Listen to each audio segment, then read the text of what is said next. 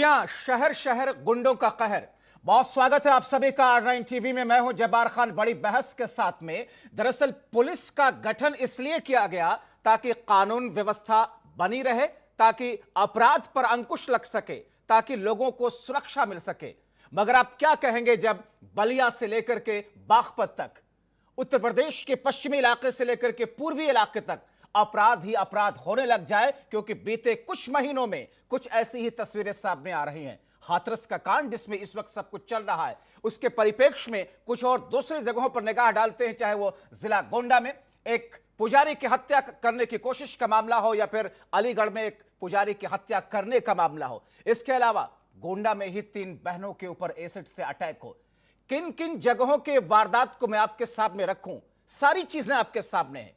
और ऐसे में हम आपसे महज यही कहेंगे कि जागते रहो। आज हम आपसे इसलिए कह रहे हैं क्योंकि न जाने किस शक्ल में अपराध आपके इर्द गिर्द घूम रहा हो, न जाने कब बदमाश बेखौफ होकर के किस पर हमला कर दे। बीते कुछ दिनों में उत्तर प्रदेश में अपराध के बढ़ते ग्राफ ने न केवल जनता बल्कि सरकार की नींदें उड़ा दी हैं। तभी तो आज हम ये कहने पर मजबूर हैं कि जागते रहो क्योंकि पुलिस सो रही है।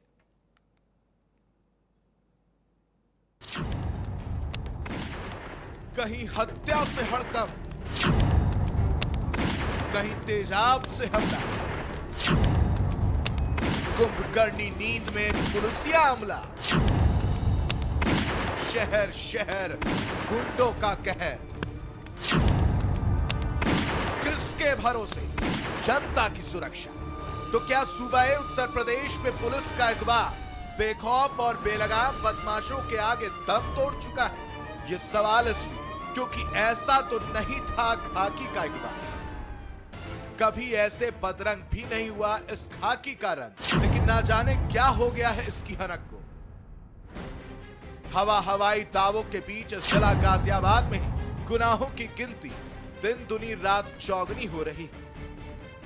विधायक अजीतपाल त्यागी के मामा नरेश त्यागी के मर्डर का मामला शांत भी नहीं हुआ था कि लापता व्यापारी की लाश ने सिस्टम का जनाजा निकाल दिया। परिजनों का आरोप है कि अपहरण के बाद की गई है हत्या। पुलिस ने समय रहते कोई कार्रवाई नहीं की। गाजियाबाद की घटना जघन्य है, गंभीर अपराध है, दुखद है, पीड़ादायी है। गाजियाबाद हो, आगरा हो या गोंडा हो, जो भी आपराधिक घटनाएं हुई हैं उनके खिलाफ सरकार सख्त से सख्त कार्रवाई सुनिश्चित करेगी और अपराधी बहुत शीघ्र ही जेल के सीटों के पीछे जाएंगे। ये लाश उस भरोसे की है जो जनता को सिस्टम पर होता है। गोंडा में उस वक्त तेजाब में झुलस कर रह गया महिला सुरक्षा का मुद्दा, जब एक गुंडे ने 3 बेटियों पर तेजाब से हमला कर दिया। देखिए, इनको कानून व्यवस्था से कोई सरोकार ही नहीं है। इनको भी पता है कि चुनाव से पहले इनको सिर्फ और सिर्फ जाति और धर्म पे चुनाव लड़ना होता है और इनका वही एक एजेंडा है। अगर कानून व्यवस्था के लिए ज़रा सा भी गंभीर होते ये लोग, तो आज उत्तर प्रदेश में कानून व्यवस्था का हाल ये ना होता। आज स्थिति बद से बदतर ना हुई होती। अलीगढ़ में तो शून्य में ही समा गए सुरक्षा के सारे सवाल। यहाँ कुंवरपाल नाम के साधु की हत्या से पूरे इलाके में सनसनी फैल गई। पुलिस अब जांच और पड़ताल की रटी रटाई कहानी सुना रही है। उत्तर प्रदेश का नाम मुख्यमंत्री को अब बदलकर अपराध प्रदेश कर देना चाहिए, क्योंकि अपराध निरंतर बढ़ रहे हैं। महिलाओं, व्यापारियों, छात्राओं सभी के प्रति अपराध बढ़ रहे हैं।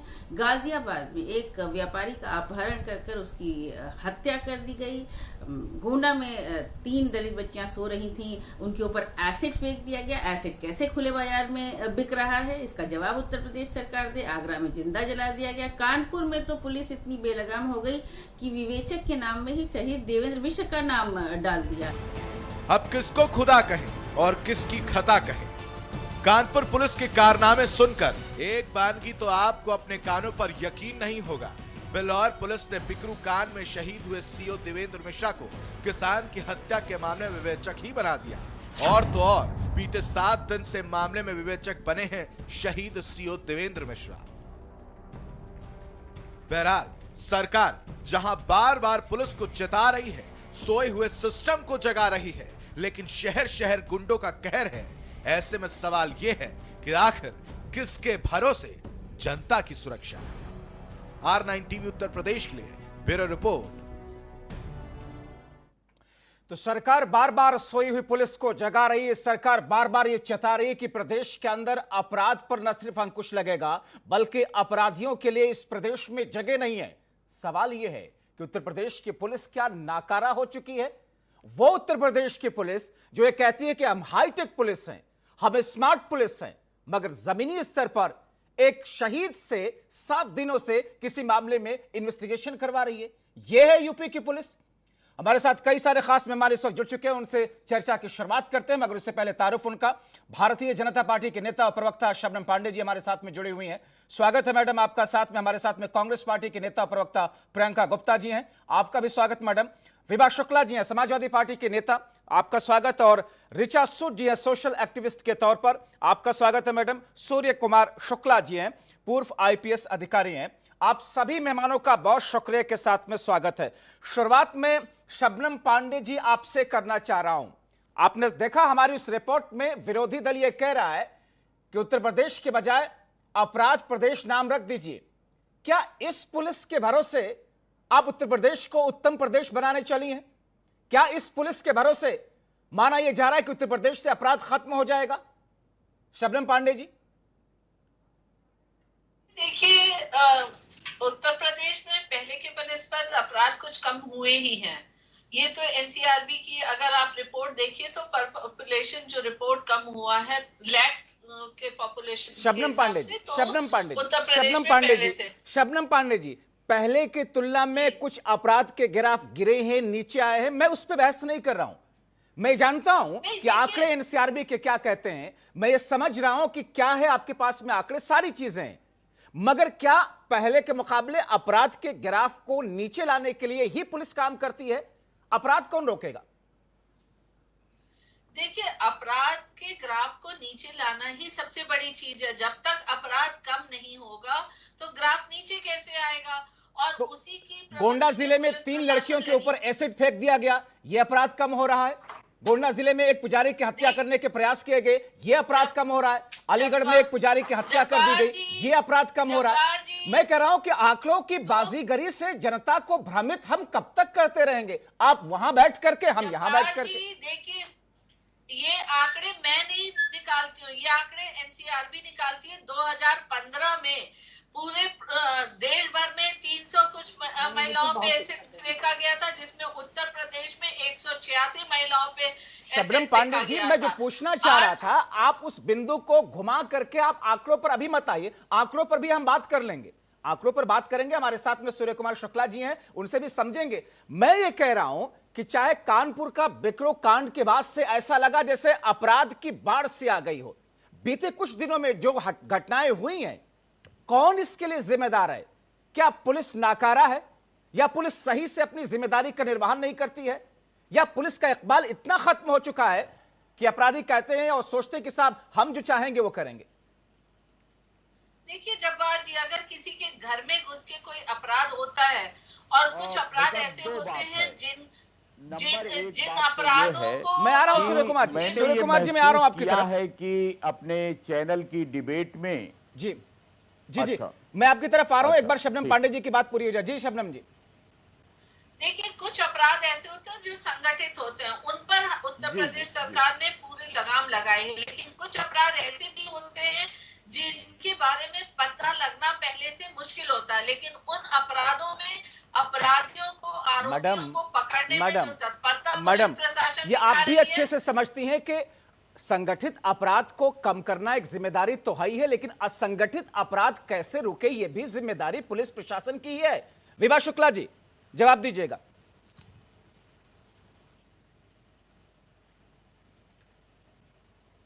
हम लोग आमने सामने हुए हैं और कई बार जो है हमारी तीखी बहस हुई है। शबनम जी जवाब सही नहीं दे पा रही है, ये सत्यता है। दूसरी चीज, मैं एक चीज बोलना चाहूंगी, संगठित अपराध इन सब परिभाषाओं में जो है मैं कहूंगी कि शबनम जी ना फंसे। पूरा देश त्राहिमाम है, उत्तर प्रदेश पूरी तरीके से त्राहिमाम है। हाथरस से लेके औरैया से लेके आप बलरामपुर से लेके आजमगढ़ से लेके जौनपुर से लेके, मतलब कोई ऐसा इलाका नहीं बचा है जहाँ हत्या ना हो रही हो, महिलाओं के प्रति और मैं कहूंगी अब तो पुजारी तक नहीं छोड़े जा रहे हैं, ब्राह्मण नहीं छोड़े जा रहे हैं, तो अपराध का ग्राफ कई गुना बढ़ गया है। मैं आपको बताऊं, नहीं छोड़े जा रहे हैं, ऐसे शब्दों का प्रयोग करके आप विपक्षी दलों को अपने आप को साइडलाइन करना चाह रहे हैं। मैं अभी उस लाइन पर नहीं जाना चाह रहा हूं कि आपकी सरकार में क्या कुछ हुआ। मैं अभी मौजूदा वक्त को लेकर के, ये अपराध अभी तो नहीं बढ़ गए ना। समय देंगे विभा शुक्ला जी, ये सिलेक्टिव होना, ये सिलेक्टिव होकर के आप डिबेट में अपनी बात रखना। अरे सबनम जी बेशर्मी से बोलती रहती हैं। आज बीजेपी कार्यालय के सामने, सुनिए सबनम जी, आप बीजेपी कार्यालय के सामने एक महिला ने जो है आत्मदाह कर दिया है, जाके आप उसकी हालचाल लीजिए, डिबेट में ना बैठिए। आप जो है बहुत बात छुपाती है अपनी सरकार। आप मुझे रास्ता मत बताइए विभा जी, क्यों नहीं रास्ता बताएंगे भाई आपको? क्यों नहीं बताएंगे आपको रास्ता? आपको अच्छी तरह क्यों नहीं रास्ता बताएंगे आप? कि आप क्या करते आप किस तरीके की बातें करती है टीवी चैनल पर? अपराध का ग्राफ इतना बढ़ गया है, लेकिन इन्होंने आंख और कान दोनों बंद करके बैठी हैं और झूठ बोलने के लिए बैठी हैं। इसलिए इनकी ना सरकार को कोई फर्क पड़ता है, ना प्रवक्ताओं को कोई फर्क पड़ता है, ना तो योगी आदित्यनाथ जो हमारे वो मुख्यमंत्री जी हैं उनको भी कोई फर्क नहीं ठीक पड़ता। है, मैं एक एक कमेंट सबसे लूं, उसके बाद मैं इस डिबेट को ओपन करूंगा। प्रियंका गुप्ता जी, हाथरस में जो कुछ हुआ उसके बाद में पुलिस प्रशासन की तरफ से एक थ्योरी आई कि साहब एक बहुत बड़ी साजिश थी। ये तेजाब फेंकने में क्या इसमें भी किसी तरह की कोई अंतर्राष्ट्रीय साजिश थी? एक पुजारी की हत्या में इसमें भी किसी तरह की कोई अंतर्राष्ट्रीय साजिश थी? या जितनी भी घटनाएं घट रही हैं, प्रियंका गुप्ता जी?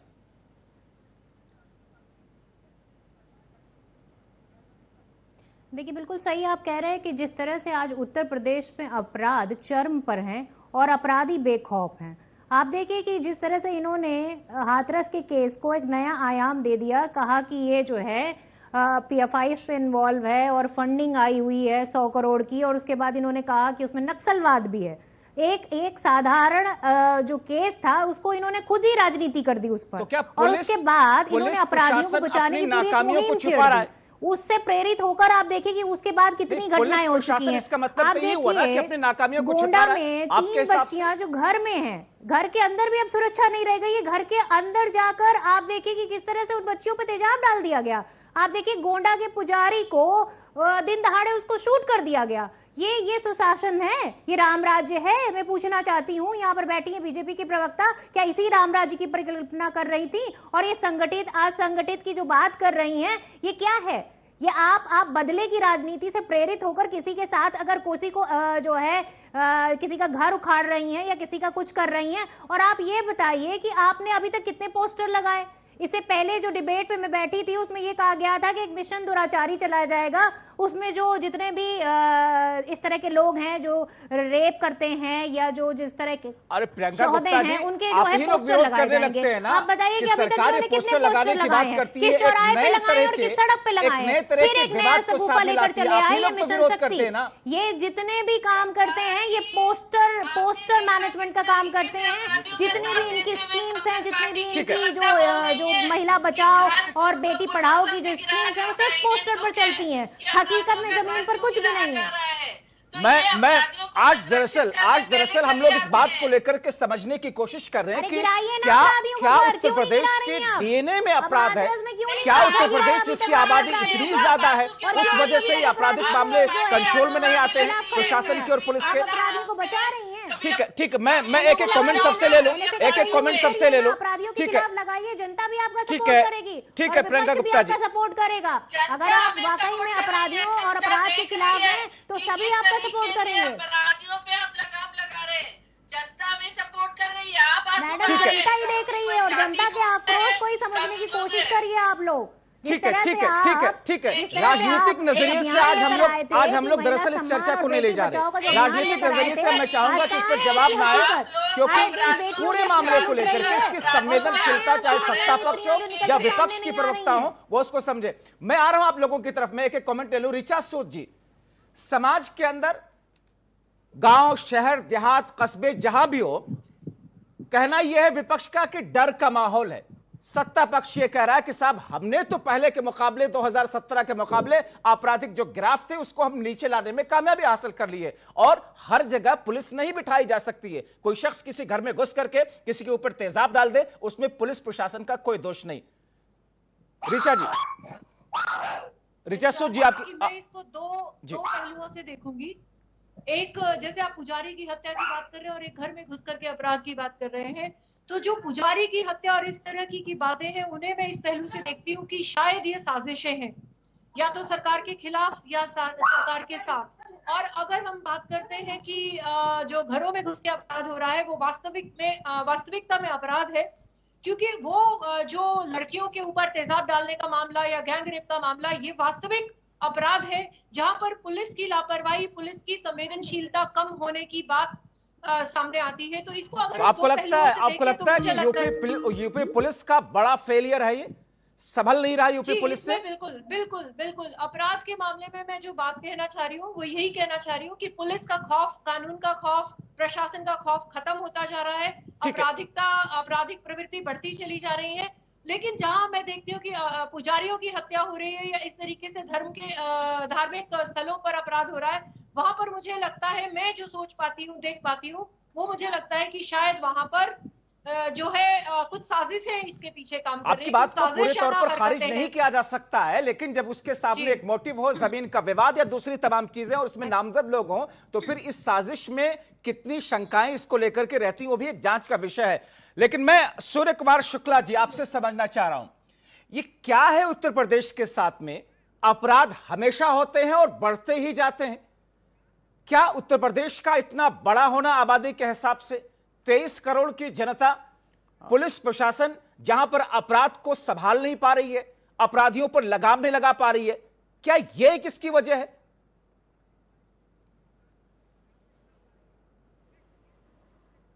भाई साहब, उत्तर प्रदेश की आबादी लगभग 25 करोड़ है और देश की आबादी का लगभग हर जो 20% आबादी यूपी में रहती है।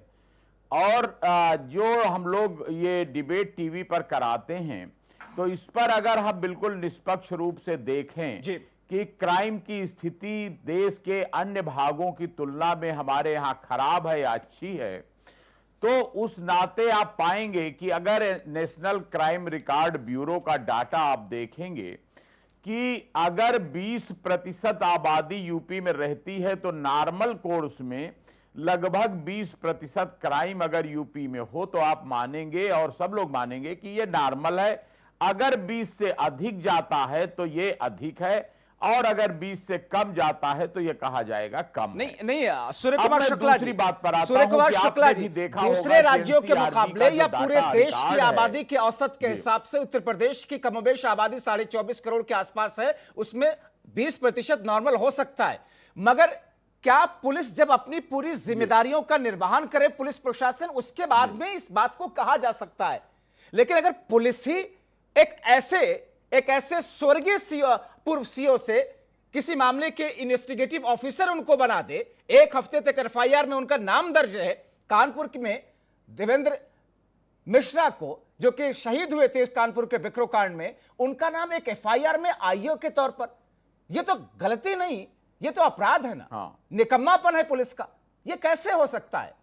इन चीजों के साथ में तो हम जस्टिफाई नहीं कर सकते कि साहब 20% ही अपराध है। बिल्कुल, ये जी बिल्कुल। मुझे ये वाली बात जो आप कह रहे हैं कि उनको मरने के बाद किसी केस में आईओ बना दिया गया, ऐसा मैंने तो नहीं सुना है। अगर हो सकता है नहीं, मैं आपको अपडेट कर दूं, मैं आपको अपडेट कर दूं कि एक एफआईआर, भयंकर भूल है, गलती है, ऐसा नहीं होना चाहिए। एक एफआईआर दर्ज की जाती है, उसमें आईओ के तौर पर पूर्व सीओ, स्वर्गीय सीओ जिनका नाम होता है, और उसके बाद में हंगामा होता है, तब जाकर के उस गलती को सुधारने की कोशिश की जाती है। ये भूल है या फिर पुलिस की कार्यशैली को दर्शाता है ये कि पुलिस इस तरीके से संजीदगी को साइड रख करके काम करती है अपना। एक बात आपको बताऊं कि अगर कोई बिल्कुल बहुत गंभीर भूल है और बहुत गंभीर गलती है, बिल्कुल आपसे सहमत हूं। अगर किसी ने ऐसा किया है, मेरी व्यक्तिगत जानकारी में नहीं है, लेकिन एक बात और आपसे बताऊं कि हम लोगों की एक आदत होती है कि हम लोग कहीं एक घटना हो गई, मान लो एक किसी ये काम किसका होता है, वहां के संबंधित व्यक्ति का जो एफआईआर लिखता है वो नाम लिख देता है आईओ का, जो उस एरिया का अगर गजटेड अफसर का मामला है तो गजटेड अफसर के नाम लिख देता है। लेकिन एक बात आपको बताऊं कि पुलिस एक बड़ा संगठन है, लगभग 3 लाख लोग हैं। अगर फुटकर कोई गलती, बदतमीजी या गड़बड़ी किसी कर्मचारी से हो जाती है तो हम लोगों को यह नहीं चाहिए कि हम अपनी पूरी संस्था को, पूरे पुलिस विभाग को उसके लिए बदनाम कर दें, बेईमान घोषित कर दें या गड़बड़ घोषित कर दें। क्योंकि एक और बात है भाई साहब, अगर ये सबसे स्ट्रांग आर्गन है, सबसे स्ट्रांग आर्म है समाज की रक्षा के लिए, आज भी जब कोई शराबी अपनी बीवी को मारता है घर में तो तुरंत 112 को फोन मिलाती है और गाड़ी को बुला लेती है। अभी भी पीड़ितों को सबसे अधिक भरोसा पुलिस की 112 नंबर की गाड़ी पर होता है। और मैं एक और बात बताऊं आपको कि ये जो इस प्रकार की डाटा कलेक्शन का काम है कि आज अलीगढ़ में हत्या हो गई, कल गोंडा में हत्या हो गई, परसों आजमगढ़ में रेप हो गया, इन बातों के आधार पर निष्कर्ष निकालने के बजाय बुद्धिजीवी व्यक्ति का काम सूर्य कुमार शुक्ला जी, कि हम निष्कर्ष इन बातों के आधार पर नहीं लगा रहे, टोटल कितने हम निष्कर्ष इन बातों के आधार पर नहीं निकाल रहे। सूर्य कुमार शुक्ला जी, आपका तो एक लंबा तजुर्बा रहा है पुलिस विभाग में, इन बातों को लेकर के हम निष्कर्ष बिल्कुल नहीं निकाल रहे। मगर जब बात यह आए कि अपराधियों के साथ मिलकर के पुलिस और अपराधियों का एक नेक्सस काम कर रहा होता है, तो फिर तो यह कहना पड़ेगा पुलिस विभाग को जिम्मेदारी लेनी पड़ेगी और फिर एक ऐसा स्वच्छ अभियान चलाना पड़ेगा। कानपुर के बिकरो कांड में जो चीजें सामने आए, आपके सामने बिल्कुल लेनी पड़ेगी, आपके सामने बिकरो में, कानपुर में बिकरो कांड जो हुआ उसमें पुलिस की कैसी मिली भगत थी, सब कुछ आपके सामने। बिल्कुल सही कह रहे हैं, पूरा एक नेक्सस काम करता है पुलिस की मिली भगत से। बिल्कुल हजारों एग्जाम्पल आपके सामने होंगे। ये जब्बार जी, बिल्कुल ये जब्बार जी, बिल्कुल हमारे सामने एग्जाम्पल है, बहुत से मामले हमारी जानकारी में भी हैं। लेकिन एक बात आपको बताऊं कि जब हम ये बात कहते हैं कि बिकरू कांड में कानपुर पुलिस के सहभागिता थी कि वो बदमाशों के साथ मिल गई थी, तो उसी समय भाई साहब हम लोगों को यह भी ध्यान रखना चाहिए कि वो भी पुलिस ही हैं जो उस बदमाशी के पूरे नेक्सस का पर्दाफाश करते हैं। शुक्ला जी, पुलिस विभाग को डिफेंड करना, को भी जेल उनका डालते पक्ष हैं रखना, और मैं समझ सकता हूं, जाहिर तौर पर आप रखेंगे, लेकिन क्या पुलिस विभाग जो अपना काम अच्छे से कर रहा है, दूसरे लोग अगर नहीं कर रहे हैं तो उसकी आड़ में के साथ बाकी पुलिस वाले तो अच्छा कर रहे हैं, इसलिए इस पर सवाल ना उठाया जाए, ये भी तो नहीं हो सकता। ठीक है विभा शुक्ला जी, विभा जी, जो हमारा संतुलित नजरिया ये होना चाहिए कि जो अच्छा काम है मुझे बोलने हम अच्छा कहें, विभा जी, जो गलती काम हो, गड़बड़ काम हो, उसको भी कहें, उसको गलत कहें। सर इसीलिए चर्चा कर रहे हैं ना, आप जैसे तजुर्बाकारों के साथ में बैठ करके आज चर्चा कर रहे हैं। विभा शुक्ला जी, जल्दी से प्रशंसित किया जाए जो अच्छा काम करते हैं। सबरन जी आप चुप रहे क्योंकि आपकी सरकार कोई काम नहीं कर रही है। मैं जहाँ तक जो है मैं थोड़ा सा एडिकेट रखिए, इस तरीके की तू तड़ाक मत करिए। देखिए अगर आपको बोलना बोलिए, पर आप किसी को चुप नहीं करा सकती। चुप रहिए सबनम जी, अभी कभी सुनना भी जाता है, सुना भी जाता है सबनम जी, सुनकर भी सीखा जाता है, सुनकर भी सीखा जाता है, ये भी सोच लीजिए आप। चुप रहिए सबनम जी, अरे बोलती रहेंगी क्या? नहीं बुलाया गया आपका कोई नहीं सुनने वाला भाई, इनको बोलने के लिए फ्री में बैठा दिया जाता है। एक सेकंड, एक एक करके थोड़ा सा डिले भी है, आवाज आप लोगों तक थोड़ा देर में पहुंच रही है, इसलिए एक एक करके बोलिए। ठीक है शबनम पांडे जी, शबनम पांडे जी, आज आपको ज्यादा वक्त मिलेगा क्योंकि आपको ज्यादा सवालों के जवाब देने हैं। विभा जी आप शांत हो जाइए, अभी मैं जवाब दे रही हूँ। देखिए जहां तक अभी हमारे जो है पूर्व IPS बोल रहे थे, मैं एक चीज कहना चाहूंगी कि पुलिस की सहभागिता की बात है तो पुलिस, मैं बहुत सम्मान करती हूँ पुलिस डिपार्टमेंट। ये भी सच है कि एक बहुत बड़ा समाज में सुरक्षा का एक संगठन है, इसके बिना काम नहीं चल सकता। लेकिन ये भी बहुत बड़ा सच है कि पुलिस अपना काम अच्छे से इस समय नहीं कर रही है। जहां तक कानपुर की घटना का बात है, बिकरू कांड में पूरी तरीके से पुलिस शुरू से अंत तक कहीं ना कहीं दोषों से लिप्त रही है। चाहे वो क्या कहते हैं पुलिस की हत्याएं हुई हो, उसमें भी मुखबरी से लेके, और चाहे प्रशासन के दबाव में क्या कहते हैं विकास दुबे की हत्या करने में पुलिस क्या कहते हैं पूरी तरीके से दोषी रही है। तो जब पुलिस प्रशासन या सरकार के आड़े हाथे आकर अपराध करने लगेगी, उसके इशारे पे काम करने लगेगी, कि वो सुरक्षा का काम नहीं कर सकती। आज भी देखिए हाथरस में भी यही हुआ, पुलिस प्रशासन के जो है दबाव में आकर, सरकार के दबाव में आकर उसने आनंद पालन में लाश जला देती है बेटी की। तो ये सब पुलिस जो है जब सरकार के दबाव में आकर काम करने लगी, आपकी बातें, आपके तर्क बिल्कुल ठीक है, अपनी जगह है, मगर इसका एक दूसरा पहलू भी है जिस पर हम जवाब लेंगे। मगर प्रियंका गुप्ता जी, आपराधिक मामलों के एनसीआरबी के आंकड़ों और जो रिकॉर्ड हैं उसके आधार पर क्या आंकड़ों की बाजीगरी के साथ में हम जनता से निगाह चुरा सकते हैं कि अपराध थम गए हैं, अपराध रुक गए हैं और उस पर सब कुछ ठीक ठाक चल रहा है?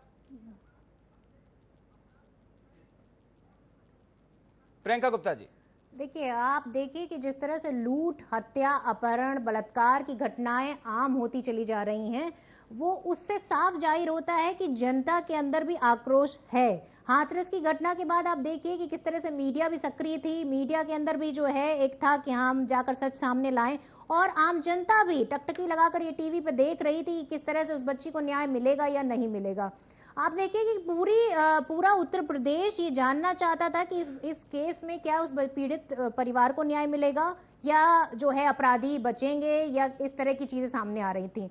आप देखिए कि अपराध प्रदेश बन चुका है उत्तर प्रदेश, जिस तरह से यहाँ पर एक बिजनेसमैन सुरक्षित नहीं है, एक जो महिला है वो सुरक्षित नहीं है, बेटियां सुरक्षित नहीं है। आए दिन कभी झांसी में घटना हो रही है, तो कभी कानपुर में घटना हो रही है, तो कभी हाथरस में घटना हो रही है, और आए दिन घटनाएं एक से एक बढ़कर घटनाएं। आज देखिए किस तरह से एक महिला ने विधानसभा के सामने अपने आप को आग लगा ली और आत्मदाह करने की कोशिश की। आप देखिए वो पूरी तरह से जल चुकी है, और इसके लिए बड़ी हिम्मत चाहिए होती है, क्योंकि अपने आप को आग लगाना ये आसान काम नहीं होता। आप सोचिए कि किस परिस्थिति में उस महिला ने अपने आप को आग लगाई होगी। कहीं ना कहीं वो सिस्टम से दुखी होगी, कहीं ना कहीं उसकी बात नहीं सुनी जा रही होगी, कहीं ना कहीं उसके अंदर इतनी पीड़ा होगी, इतना दर्द होगा कि तब जाकर उसने अपने आप को कहीं आग के हवाले किया होगा।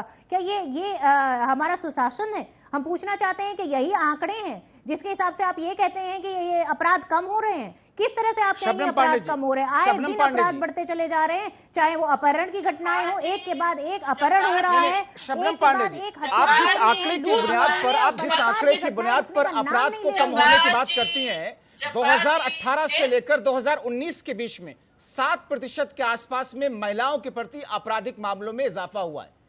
2020 में भी, इस बीच में भी जो आंकड़े सामने आए उसमें भी इजाफा हुआ है। सवाल आंकड़ों का नहीं है, दलितों के खिलाफ भी सवाल ये है कि कैसे लगेगा अपराधियों पर, उनके खिलाफ जो अपराध हो रहे हैं वो भी बढ़ रहे हैं। जो विपक्ष में हमारे साथ महिलाएं बैठी हैं प्रवक्ता बन के पार्टी की, वो देखिए बात पे कोई दलित बोल रही है, कोई ब्राह्मण। दर्द इन्हें पीड़िताओं से नहीं है, दर्द इन्हें जातिवाद करने राजनीतिक तौर पर। शबनम पांडे जी, विपक्षी दल है, राजनीति करेंगे, मौका मिला है, आज सत्ता में आप है तो राजनीति करेंगे। इस पर कौन अंकुश लगा सकता है?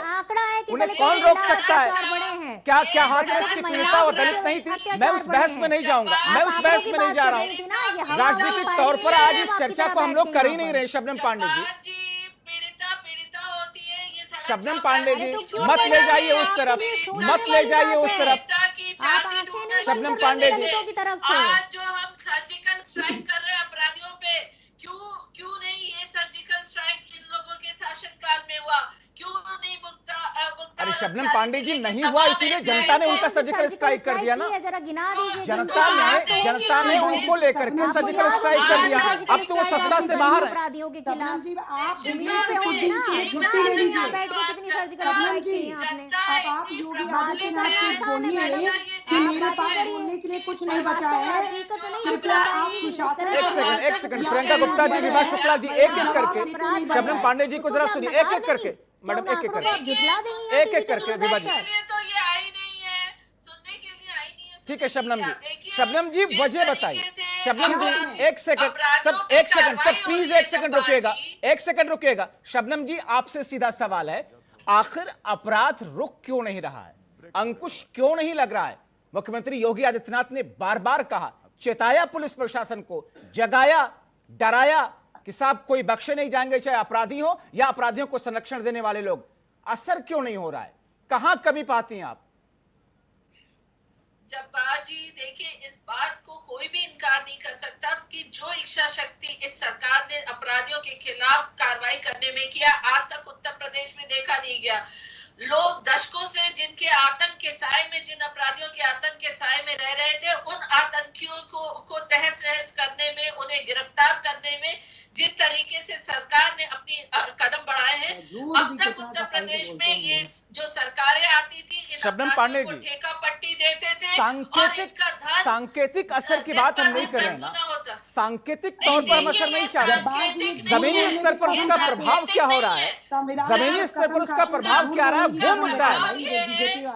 देखिए उसी का प्रभाव है कि मैं नहीं दे रही हूँ, एनसीआरबी ये का झूठ आंकड़े हैं बोलना कि और पर आंख लैंड बंद जो कर लेना, ये कहाँ से करप्शन सीखा है आप वो लोगों ने? कम हो गया उत्तर मैं प्रदेश बीजेपी में। वालों से पूछना और चाहती जो हूँ कि ये महारत कहाँ से हासिल कोई कर ली भी भाई? इतना भी बड़ा NCRB का अपराधी डाटा उनसे ये याद बख्शा है, और नहीं ये जा नहीं रहा, याद है कि दलितों के उन्हें खिलाफ ठेके कितने पट्टे अत्याचार नहीं हुए दिए जा इतना रहे। झूठ, देखिए इतना चाहे सपा अनदेखी का कहाँ से शासन सीखी काल भाई? था, पर ये नहीं चाहे कहती कि आज सपा हम लोग का राजनीति शासन करने के काल लिए था, बैठे हुए हैं। इन लोगों को आप ठेके तो पट्टे राजनीति कर देके चुकी हैं, आपको तो सत्ता मिल चुकी है, आप कुर्सी पर बैठी हैं, तो मुझे आपको लगता है बाकी सब राजनीति कि मुझे दिख लगता है रही कि है। जिस नजरिए से हम लोग इस चर्चा को कर रहे थे, मगर घूम फिर करके राजनीतिक नजरिया ही, राजनीतिक एंगल इस पूरे मामले में सामने आ रहा है। पीड़िताओं पे ठीक है, मुझे लगता है कि राजनीतिक तौर पर ही आप लोग इस चर्चा को आगे ले जा रही हैं। अब ऐसे में ऋचा सूद जी, जो भी घटनाएं सामने एक के बाद एक आ रही हैं, जो भी चीजें, ठीक है सरकार ये बार बार कह रही है कि साहब हम बहुत सख्त हैं, सख्ती से पेश आ रहे हैं, अपराधियों को बख्शा नहीं जाएगा, मगर सांकेतिक असर की बात तो नहीं हो रही ना ऋचा सूद जी। जमीनी देखिए, स्तर पर महिलाएं कितनी सुरक्षित हैं, आपराधिक मामलों में कितनी कमी आई, पुलिस कितनी साफ स्वच्छ हुई, ऋचा सूद जी। देखिए, पुलिस के ऊपर उंगली उठाने से पहले या पुलिस के ऊपर हम आरोप लगाए, मैं एक चीज पर आपका ध्यान और आकर्षित करना चाहूंगी कि प्रभावी पुलिस क्यों नहीं हो पा रही, क्योंकि हमारे उत्तर प्रदेश में पुलिस की भर्ती भी बहुत कम है। हमारे एक पुलिसकर्मी को लगभग 24 घंटे की ड्यूटी करनी पड़ती है। मैं एक सामाजिक कार्यकर्ता होने के नाते बात कर रही हूँ, किसी पार्टी के लिए बात नहीं कर रही हूँ। एक तो हमारे राज्य में पुलिस की भर्ती और होनी चाहिए ताकि अधिक से अधिक पुलिस हो और अधिक से अधिक हम सभी को सुरक्षा भी मिल पाए। एक कारण तो ये है। दूसरा, हमारे पुलिस को एजुकेट होने की जरूरत है कि वो महिलाओं के प्रति संवेदनशील होकर के उनकी बात को सुने, ना कि उनको नकारें। हमारी पुलिस जो है, जब महिला जाती है तो उसको सुनने और उसकी एफआईआर लिखने से मना कर देते हैं।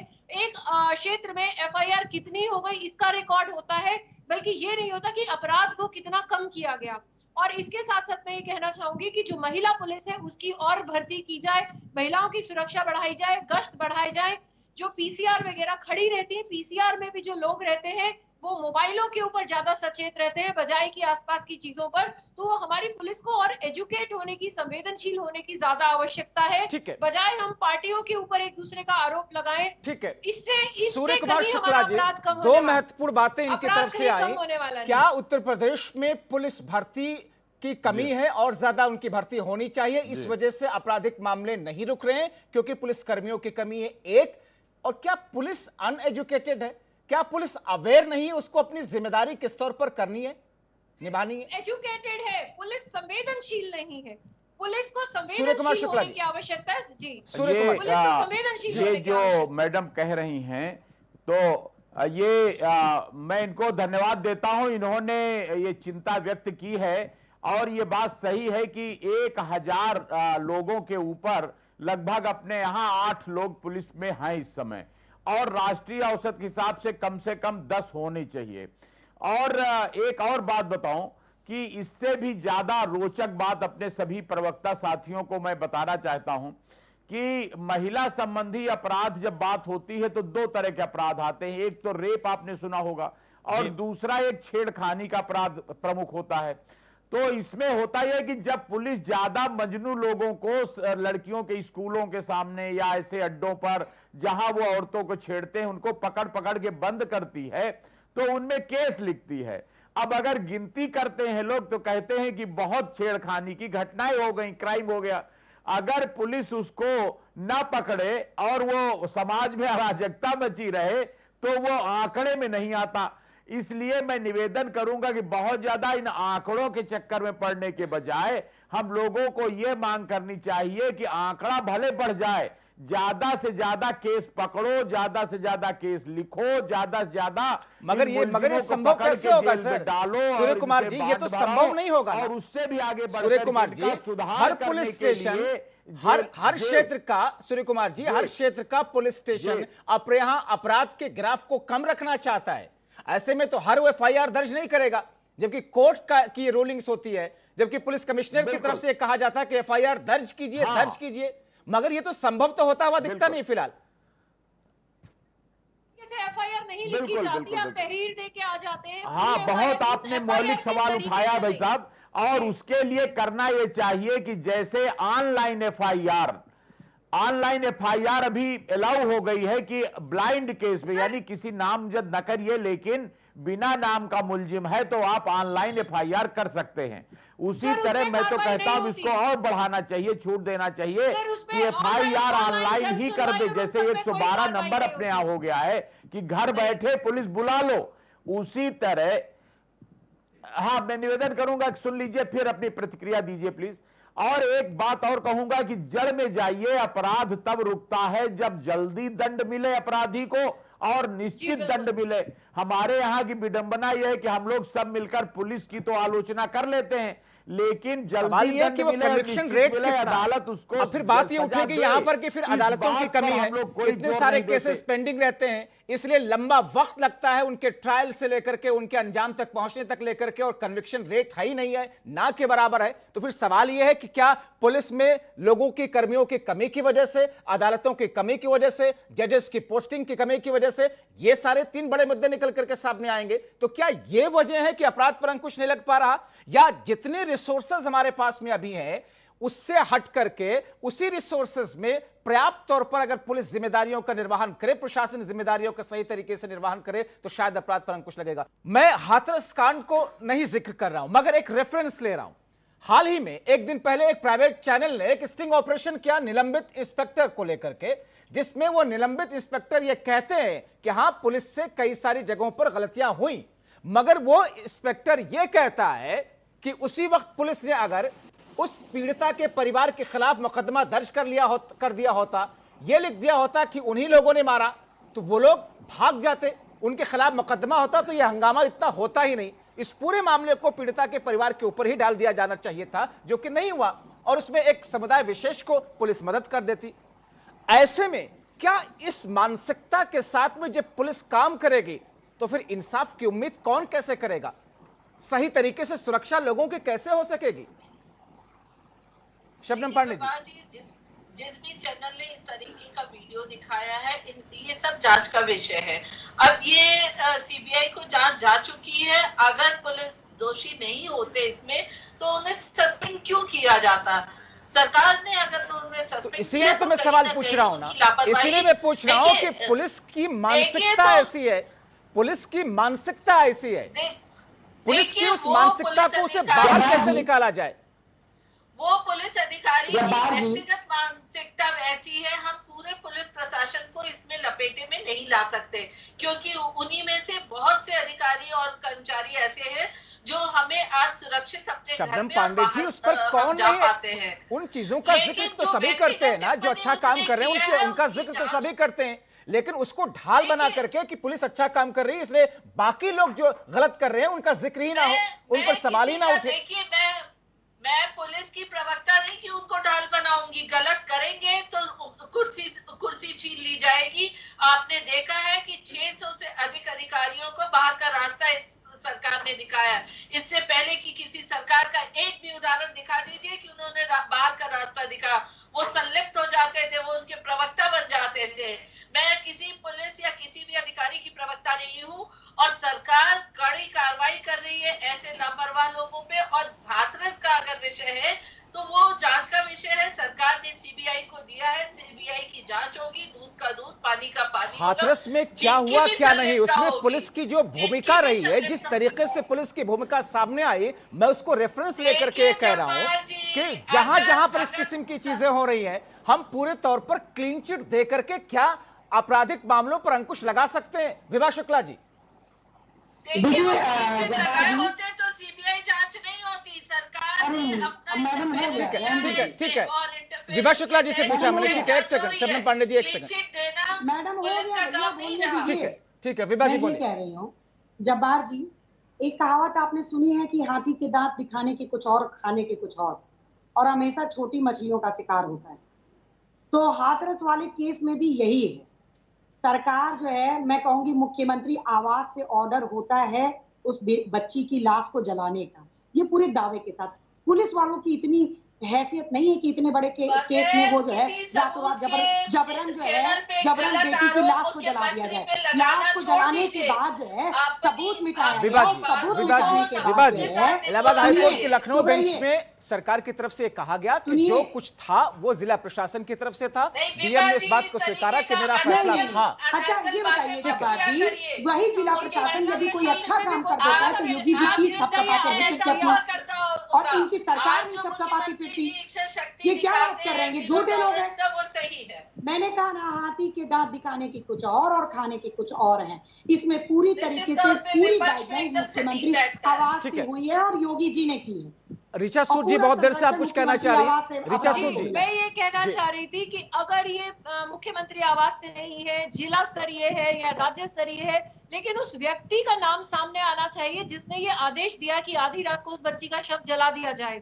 तो ये तो पुलिस का ही एक अपराध हो गया ना कि किसने उसे आदेश दिया। वो जिलाधिकारी ने आदेश दिया, जिलाधिकारी ने आदेश दिया, वो बात तो सामने आई, वो बात सामने आई कि डीएम के आदेश पर, डीएम के आदेश पर कैसे आदेश दे सकते हैं? डीएम ये कैसे आदेश दे सकते हैं कि एक बच्ची को जो कि दलित है और उसे आधी रात में जला दिया जाए? यहाँ पर मैं एक सवाल और उठाना चाहूंगी सामाजिक कार्यकर्ता के तौर पे कि क्या वो बच्ची ऐसा तो नहीं जिंदा थी, वो सबूत बन सकती थी सबके खिलाफ और उसे जिंदा बच्ची को आधी रात को जला दिया गया? कहीं ऐसा तो नहीं हुआ? किसी ने इस पहलू से भी सोचा क्या? तो एक और इन सबसे हट करके दरअसल मैं इसको रेफरेंस में इसलिए लेकर के आया था ताकि पुलिस की मानसिकता, पुलिस की कार्यशैली, पुलिस के तौर तरीके कैसे होते हैं, पुलिस किस मानसिकता के साथ में काम करती है, क्या उस पर भी किसी किस्म की सर्जरी की जरूरत है, किसी तरह की कोई स्वच्छता लाने की जरूरत है, क्योंकि जब तक ये नहीं ठीक होगा तब तक आगे तमाम चीजें बेहतर कैसे होंगी। ऐसे में प्रियंका गुप्ता जी, और मैं चाहूंगा कि आप सब लोगों से, क्योंकि हम लोग इस कार्यक्रम के बिल्कुल आखिरी हिस्से में, इसलिए आखिरी कमेंट के तौर पर मैं आप लोगों से ये कंक्लूडिंग रिमार्क्स ले रहा हूं। प्रियंका गुप्ता जी, ऐसे में हाथी के दांत दिखाने के और खाने के अलग, जैसा कि विभा शुक्ला जी कह रही है, मगर इसमें समन्वय तो कभी बनेगा ही नहीं।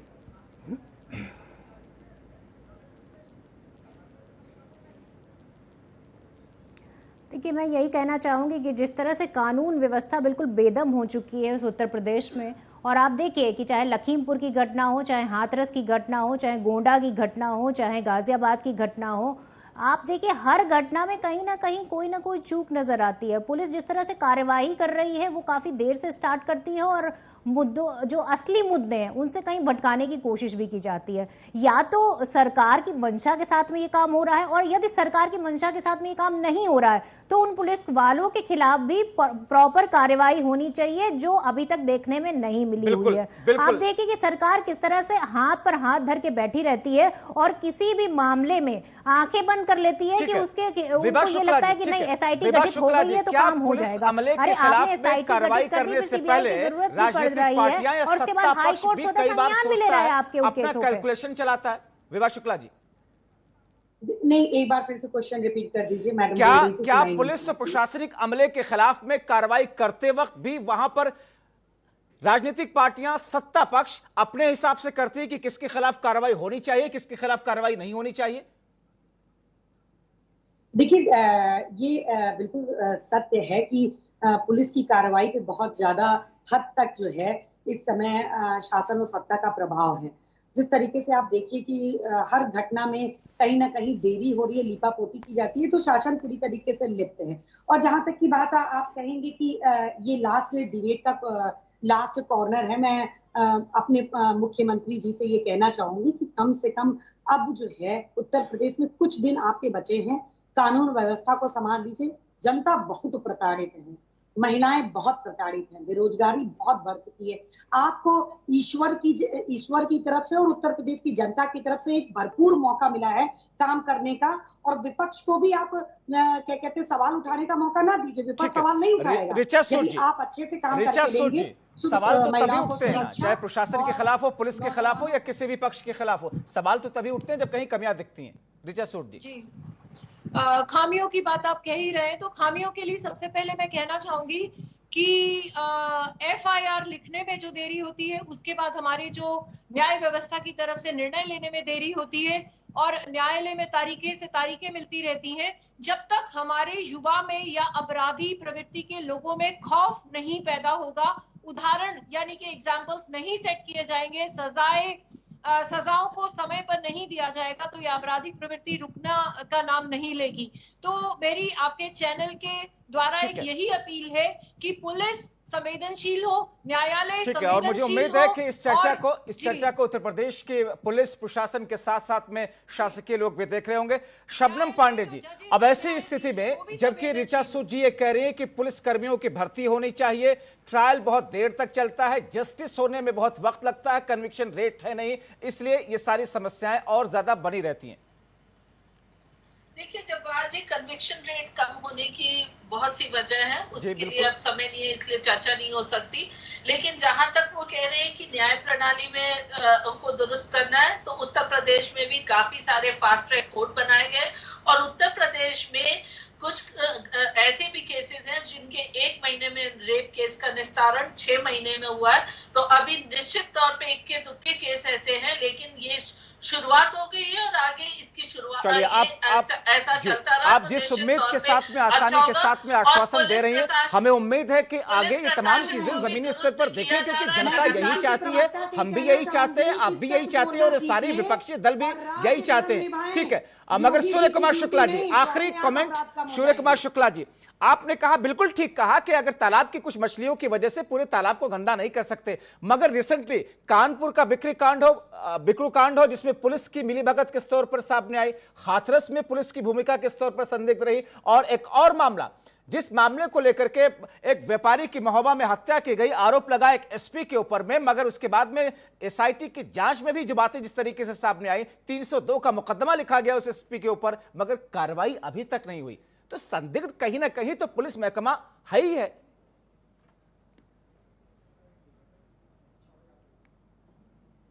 बिल्कुल, बिकरू कांड में उन लोगों को सबको सस्पेंड किया गया, जेल भेजा गया।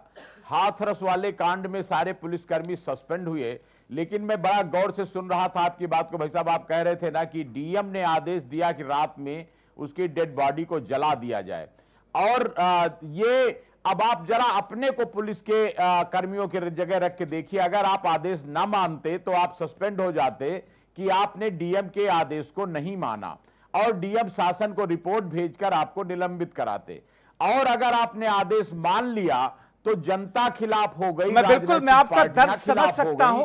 आप आईपीएस लॉबी से आते हैं, क्योंकि पुलिस अधिकारियों के खिलाफ में कार्रवाई हुई, मगर आईएएस अधिकारियों के खिलाफ में, प्रशासनिक अमले के खिलाफ में कार्रवाई नहीं हुई, जिसकी चिंता हर कोई कर रहा है, आपको भी है। मगर इन तमाम चीजों के परिप्रेक्ष्य में हम यही आखिर में चाहेंगे कि जिस किस्म के आश्वासन सरकार की तरफ से दिए गए, बार बार ये कहा गया है, उन आश्वासनों का असर जमीनी स्तर पर उस तरीके से दिखना शुरू हो ताकि शहर के अंदर, गांव के अंदर हर कोई महफूज रह सके, महिलाएं भी महफूज रह सके। आप सभी मेहमानों का बहुत शुक्रिया, आप लोगों ने वक्त निकाला और ऑनलाइन टीवी के माध्यम से आखिर प्रशासनिक अमला, पुलिसिया अमला कहां फेल हो रहा है, अपराध पर अंकुश क्यों नहीं लग रहा है, अपराधी बेखौफ होकर के क्यों घूम रहे हैं, अलग अलग तरीके से इसके रीजन, इसकी वजह आपके सामने है। मगर उन तमाम चीजों को सामने रख करके कहीं ना कहीं अब बड़ी सर्जरी की जरूरत है। कॉस्मेटिक सर्जरी से काम नहीं चलेगा, जहां ऑपरेशन की जरूरत है वहां ऑपरेशन कीजिए, वहां बैंडेज लगाने से काम नहीं चलेगा। इसलिए उम्मीद करते हैं कि शायद आगे कुछ बेहतर होगा। अभी के लिए इस चर्चा में इतना ही।